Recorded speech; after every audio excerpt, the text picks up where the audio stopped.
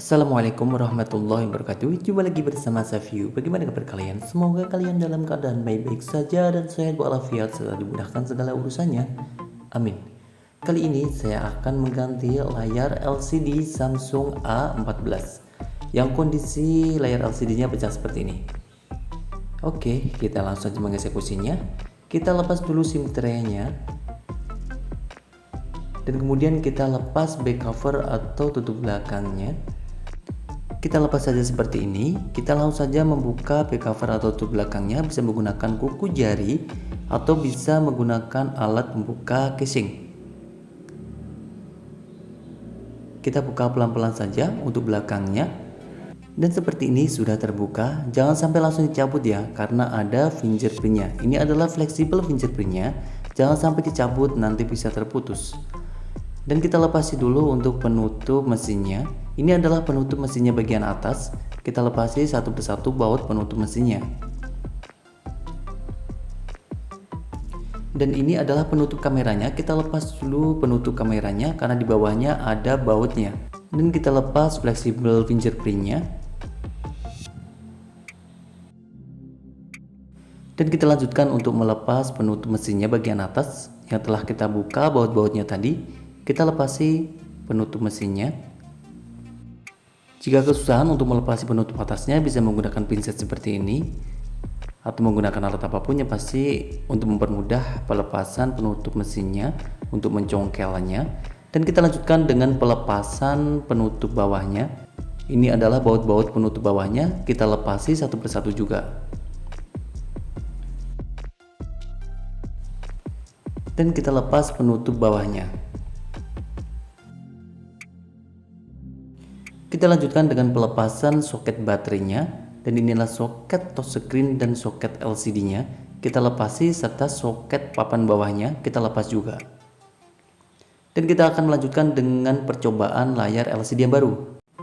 Kita pasang dulu untuk soket LCD-nya, serta soket papan bawahnya, soket jalur papan bawahnya, serta soket papan bawahnya. Kita pasang secara sempurna agar bisa mencoba dengan mudah. Dan kita pasang kembali juga soket baterainya. Yang terakhir soket baterainya dipasang. Dan kita pasang kembali soket on off nya atau soket fingerprintnya. Kita pasang untuk menyalakan handphonenya, karena dia tombol on off nya berada di fleksibel ini. Jadi kita pasang terlebih dahulu untuk menyalakan handphonenya. Dan kita nyalakan handphonenya. Kita akan menunggu sampai handphone itu masuk ke menu utama.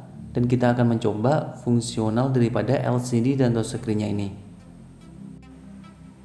Sambil menunggu, alangkah baiknya jika teman-teman membantu menekan tombol like dan subscribe-nya. Apabila sudah, terima kasih. Semoga dimudahkan segala urusannya. Apabila belum, juga terima kasih. Semoga juga dimudahkan segala urusannya. Semoga juga dimudahkan dalam menekan tombol like dan subscribe-nya. Terima kasih. Setelah handphonenya menyalakan menu utama, kita akan melanjutkan dengan percobaan layar LCD dan touchscreen-nya. Kita akan langsung saja mencoba layar LCD dan touchscreen-nya. Kita akan mencoba touchscreen-nya dengan menggeser-geserkan satu icon seperti ini. Kita geser-geserkan ke semua area LCD-nya. Kita yakinkan semua area LCD-nya terlewati dengan baik tadi waktu kita geser-geserkan icon tadi. Dan kita lanjutkan dengan melakukan pengetikan pada layar LCD-nya. Kita ketikkan huruf dan angkanya satu persatu. Kita yakinkan semua huruf dan angkanya terketik dengan nyaman, enak, dan mudah.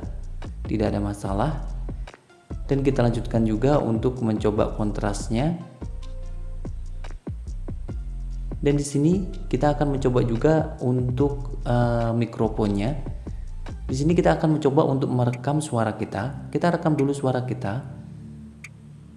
Setelah kita rekam suara kita, kemudian kita simpan. Dan kita langsung saja memutarnya. Di sini untuk handphone ini buzzer atau suara luarnya sudah berada di bawahnya seperti ini dan sudah menempel pada konektor papan bawahnya.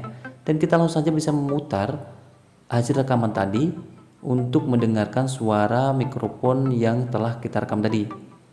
Apabila ada suaranya, berarti fungsi mikrofon dan fungsi buzzernya berjalan dengan normal. Karena di papan bawahnya itu ada jalur yang menuju ke LCD, jadi harus kita coba terlebih dahulu untuk papan bawahnya. Setelah itu kita coba untuk mengecasnya juga, karena ini juga melalui papan bawah, dan jalurnya juga melalui LCD yang tadi, dan kita harus mencoba untuk pengecasannya.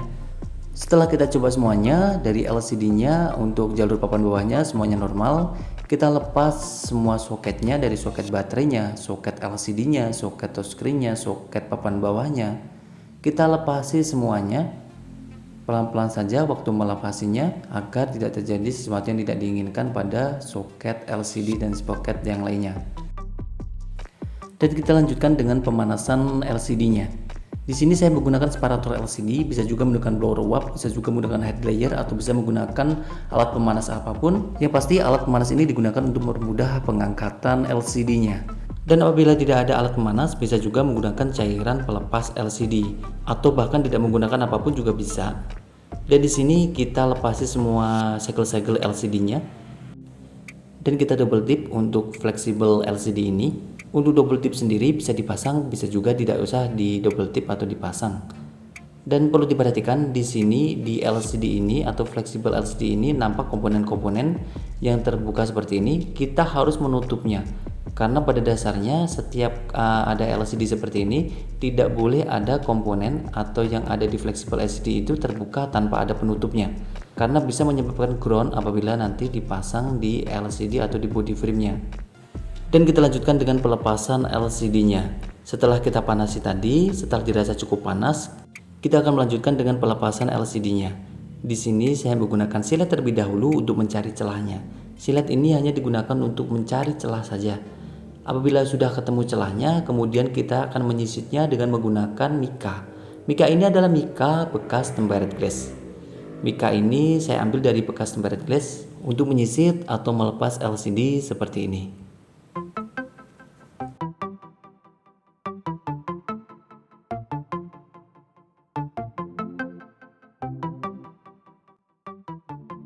Dan untuk di bawahnya ini yaitu tempat pengeluaran fleksibel LCD-nya, biasanya sedikit terhalang oleh kabel panelnya. Kita lepas dulu panelnya, kemudian baru kita lepas LCD-nya. Dan untuk handphone ini tidak menggunakan penutup speaker, jadi tidak usah kita memindahkan penutup speakernya, karena memang tidak ada. Dan kita lanjutkan dengan pembersihan bagian-bagian body frame-nya, bekas-bekas pecahan kaca LCD, bekas-bekas lem LCD, kita bersihkan semuanya sebersih-bersihnya.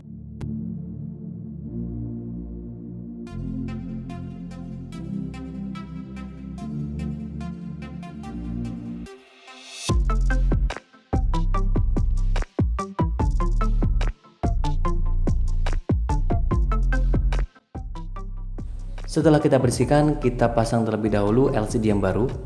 Kita plakkan dulu di body frame-nya. Kita yakinkan LCD yang baru ini terpasang dengan plak dan sempurna di body frame-nya. Apabila ada mengalami bengkong pada body frame-nya, agar diluruskan terlebih dahulu. Di sini untuk mengukur terlebih dahulu sebelum benar-benar dipasang bahwa LCD itu bisa plak dan akan terpasang secara presisi di body frame-nya. Dan kita akan melanjutkan dengan pengeliman bagian pinggir-pinggir body frame-nya seperti ini. Kita kasihkan lem sedikit demi sedikit menyeluruh merata dan secukupnya di bagian pinggir-pinggir body frame-nya.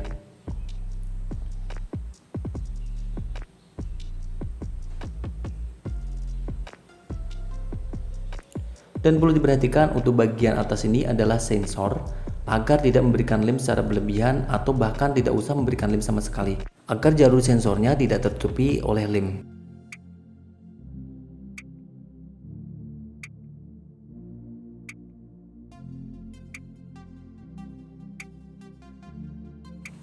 Dan kita kasih lem juga di bagian tengah-tengahnya. Kita kasih titik-titik lem atau sedikit-sedikit saja untuk mempererat ketika LCD itu terpasang di body frame-nya. Dan kita lanjutkan dengan pemasangan LCD-nya. Kita masukkan dulu soket fleksibelnya. Kita yakinkan fleksibel LCD dan fleksibel papan bawah telah masuk secara sempurna di body frame-nya. Kemudian kita rapatkan, kita presisikan, kita senterkan LCD-nya, kita plak-plakkan seperti ini. Kita tekan-tekan sedikit, kemudian kita urut-urut sedikit agar LCD itu terpasang plak dan sempurna di body frame-nya. Dan kita lanjutkan dengan pemberian karet untuk menahan sementara LCD ini agar LCD itu tidak terlepas dari body frame-nya atau tidak longgar. Kita kasih penahan sementara yaitu berupa karet seperti ini. Bisa menggunakan karet seperti ini atau bisa menggunakan alat penahan yang lain seperti isolasi. Kita bisa menggunakan isolasi juga untuk menahan sementara LCD-nya sampai LCD itu dirasa kuat dan kering. Di sini kita menggunakan karet seperti ini, kita kasih satu-satu kali aja, tidak usah dilipat secara berlebihan agar tidak terlalu mempressing LCD-nya. Dan kita akan menunggu kurang lebih 30 menit sampai 1 jam sampai dirasa LCD itu kuat dan kering. Setelah LCD ini kuat dan kering, kita akan melanjutkan dengan pelepasan semua karet-karetnya atau pelepasan semua isolasinya apabila menggunakan isolasi. Dan kita pasang kembali untuk soket papan bawahnya. Kita yakinkan untuk soket papan bawahnya terpasang dengan baik plug dan sempurna.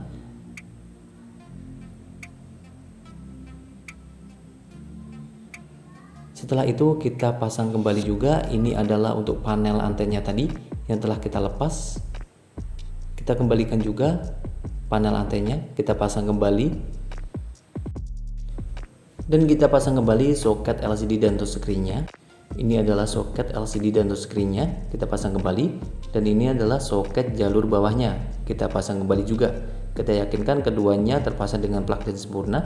Kemudian kita pasang kembali juga untuk soket baterainya. Dan tidak lupa untuk membersihkan dahulu untuk bagian LCD-nya dari bekas-bekas lem yang menempel di pinggir-pinggir body frame-nya atau LCD-nya. Kita bersihkan bekas-bekas lem itu yang menempel di body frame-nya atau LCD-nya sampai sebersih-bersihnya ala kadarnya.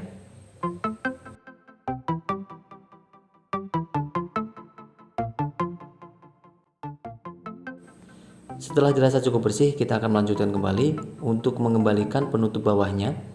Ini adalah penutup bawahnya, kita kembalikan dulu penutup papan bawahnya. Dan ini kita pasang kembali juga untuk fleksibel on off-nya. Di sini kita akan mencoba terlebih dahulu fungsi LCD dan touchscreen-nya agar kita bisa melihati bahwa handphonenya masih menyala seperti apa yang kita harapkan. Jadi kita coba untuk menyalakan HP-nya terlebih dahulu. Ternyata handphonenya masih menyala seperti apa yang kita harapkan. Dan kita lanjutkan dengan pemasangan penutup bawahnya. Kita kembalikan semua baut-baut penutup bawahnya satu persatu.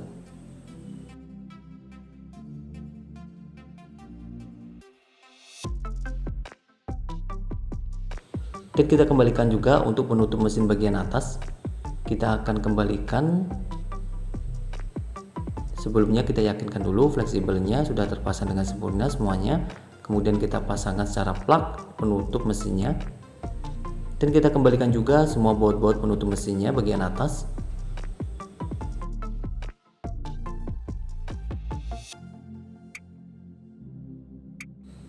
Dan ini adalah penutup kameranya. Kita pasang kembali juga penutup kameranya. Kita masukkan dulu dari sebelah kiri, kemudian kita plugkan di sebelah kanannya. Dan kita lanjutkan dengan pemasangan back cover atau tutup belakangnya. Kita plugkan back covernya. Ketika memasang tutup belakang atau penutup mesinnya seperti ini, kita selalu menggunakan jempol berada di casingnya, bukan berada di LCD-nya, agar mempermudah perekatan penutup belakangnya. Dan kita akan melanjutkan dengan pemasangan tempered glass atau anti goresnya. Kita bersihkan dulu bagian depannya, yaitu bagian LCD-nya, dari debu dan kotoran yang menempel di LCD-nya. Kita bersihkan dengan menggunakan tisu yang basah dari bawaan tempered glass-nya. Kita bersihkan dengan menggunakan tisu yang basah bagian LCD-nya. Untuk pinggir-pinggirnya juga kita bersihkan juga dari lem dan kotoran yang menempel. Dan kita akan menunggu sebentar, kurang lebih berapa detik, mungkin 30 detik. Kemudian kita lanjutkan dengan pembersihan menggunakan tisu yang kering. Tisu kering ini juga bawaan tempered glass juga. Kita bersihkan sampai sebersih-bersihnya, sampai tidak ada debu dan kotoran yang menempel di LCD-nya. Kemudian kita lanjutkan dengan pemasangan tempered glass-nya. Kita nyalakan terlebih dahulu untuk mengukur tempered glass-nya agar tidak condong ke kanan atau kiri atau atas atau bawah. Kita plugkan, kita presisikan tempered glass-nya antara kanan dan kiri, dan kita pasang. Nampaknya di sini masih ada kotoran yang ada di pinggir-pinggirnya. Karena kotorannya berada di pinggir, jadi saya bisa membersihkan dengan menggunakan seperti ini. Saya ambil aja kotorannya sedikit tadi dan sudah nampak bersih seperti ini. Dan kita pasang kembali juga, ini adalah SIM tray-nya. Kita pasang kembali SIM tray-nya. Dan kita akan mencoba fungsi LCD dan touchscreen-nya. Kita yakinkan fungsi LCD dan touchscreen-nya berjalan dengan normal. Cukup sekian, semoga bermanfaat. Wassalamualaikum warahmatullahi wabarakatuh.